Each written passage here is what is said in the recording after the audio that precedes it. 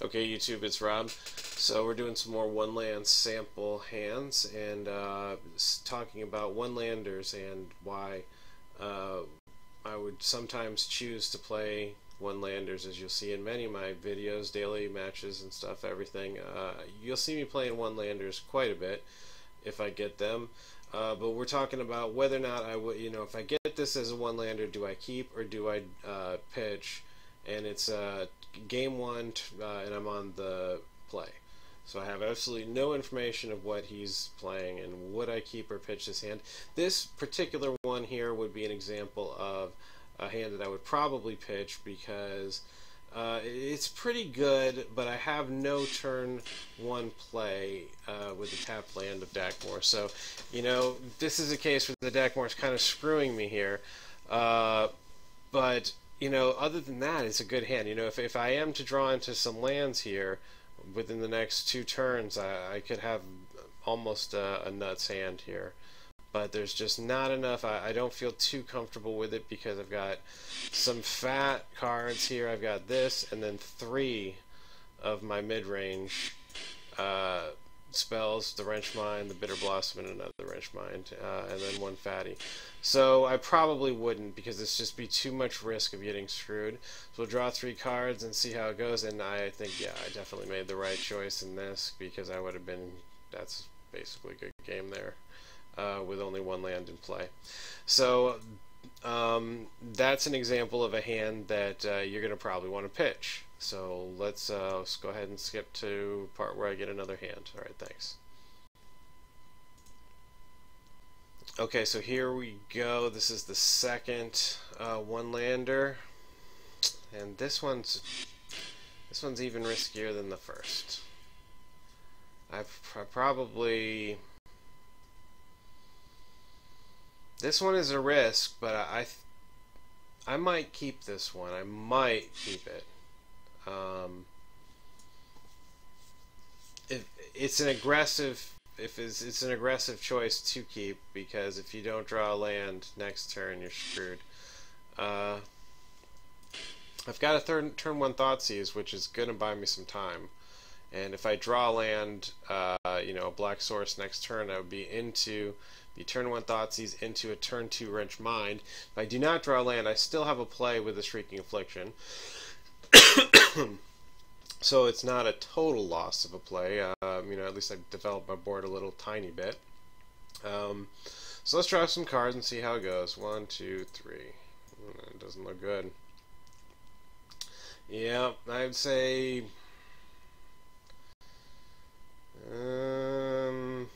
it's not good. You could easily get way far behind with a scenario like that because you only got 2 land. Your Wrench Minds are dead in your hand. Liliana's dead. You can cast just about everything else, but it's all redundancy, a bunch of racks. So that doesn't look too good. Let's see if we draw 1 more swamp. And I do pick up the swamp on turn 4. That could be like a game-changing swamp right there. I could have a fairly empty hand at that point. Well, nah, I'd be still pretty clogged. But that could be a game-changing swamp because I could pretty much empty my hand with that swamp, or at very least, get a bunch of cards out of it. I cast a Wrench Mind, and an Affliction, or a rack, if I could, and try and sneak that in there. But that could possibly have worked out. But it would be it'd be a tough hand to play. If they got a really fast deck, you could be in trouble. If they got a blue deck, you might be okay because you get rid of something major for them on turn 1. If you're facing blue, and that's going to buy you at least a few turns. And I do pick up the Mutavault on that would be turn 3 for me. So I only missed the 1 land drop, and I hit my 3rd land at turn 5.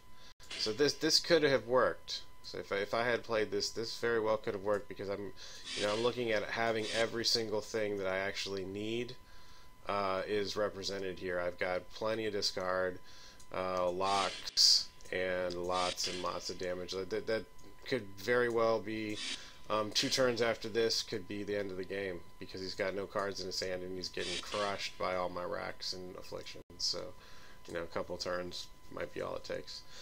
Alright, so we'll skip ahead to the next one. I guess I can just do it right here. Don't really need to cut. Oh, and got one right after that, and this is one that I absolutely would not take. There's no question about that. I would not keep that hand. This is one lander, and the only land is colorless. But regardless, no matter what happens here, I would not have kept this hand. And probably would not have worked well for me. I'd pick up the swamp on turn 3, but it's probably too little too late at that point. I would have not done anything other than cast a rack, which is not very useful at all for my first 3 turns, so probably not great. Let's do one more. Just log in until I see one, and there's one. Okay, that didn't take long. I had to do it a bunch of times before. This would be one that I would probably keep. In fact, I would definitely keep this hand. This is a no-brainer keep for me because I've got a lot of targeted discard. I've got some removal for the threats that, you know, for creature threats that slip by, or that you know, it lets me ignore the creature threats in their hand. So I got 2 removal spells and some racks and a lock/discard with Raven's Crime. So we'll draw 3 cards and see how it goes.